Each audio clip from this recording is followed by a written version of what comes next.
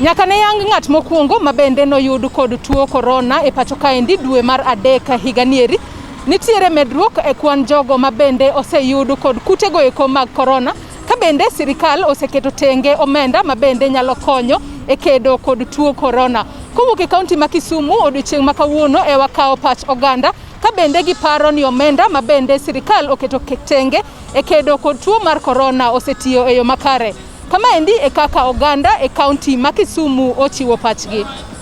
Pesa no bi okel ka pesa mang'eny to biro pesa okel diriyo manene World Bank okelo ka nonego konywa. To pesa no pok okonyowa. Pesa no joma dongo pod oninde, pod ok gikelo gi mondo gi circulate, mondo gibi ginene e governors Kisumu ka kaka Kisumu ka joma wawinjo no yudo, joma kwa winjo ni kawe ga siling alufu weekend ka weekend giyudo 1000, weekend ka weekend giyudo 1000. To kaka wan joma tiyo tije gi kendgi wan pok waneno pesa go. No wachnwa maler kabisa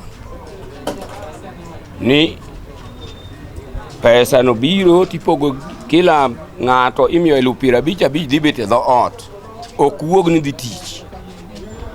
Nikech ibodhi fwambo tuo ibro gambo tuo oko. To pesa no onge, wan otwe dhowa mwaumo, to ibiro tich ka, to ni pim no bende ipimi gi pesa. Koro ber mwaneno kanye pesa no kanye. Ber mwanene pesa no onge. Nikech kokitiyo kaka anang'ama tiyo tija kenda binafsi. Awuok okinyi tatemo matek mondo ka joga chiem. Molor ni ot ka. Dongolor joga e ot. Bas. Koro joga go eko nyaka timna matek ga gichiem.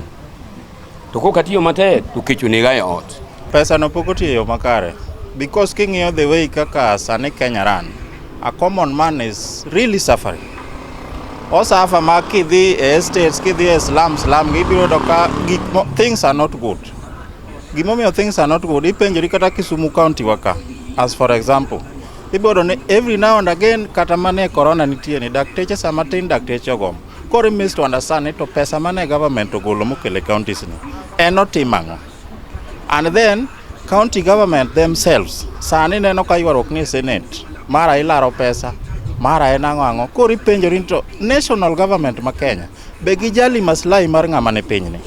Sani corona ohinyo ji, all sectors opodho. Tipenjori to national government, what are they doing to help the situation mantie sani? According to me, pesa mar corona manyoche government onego bene miyo counties pok otiyo maber at all, and we are not feeling any it. Kwa majina mimi naitwa Frederick Musa, kaunti yangu mimi natoka Kisumu County. Mimi naona hii pesa ya corona haisaidii mtu yote. Inasaidia wale wa madosi.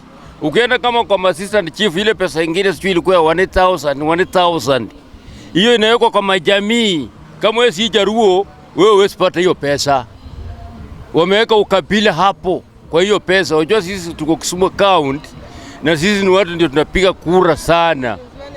Lakini hizo pesa zinapatiwa Wajaluo peke yao. Tena wanaenda chini kwa chini, wanaenda usiku. Sasa sisi hatuoni usaidizi ya hiyo pesa. Nasema nikichua mimi ni mwananchi wa Kenya.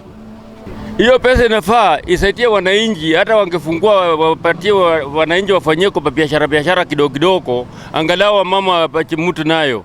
Wangesiweka kwa grupu, watafute zile magroups. Wanapeana hizo pesa kwa magroups. Ndio singesaidia watu kwa njia mzuri. Lakini hiyo pesa kutumwa ati kwa M-Pesa, hiyo pesa inaandikwa na makendo. Janeno Malolwe TV manaka kisewinjo Pach Oganda e kaunti ma Kisumu.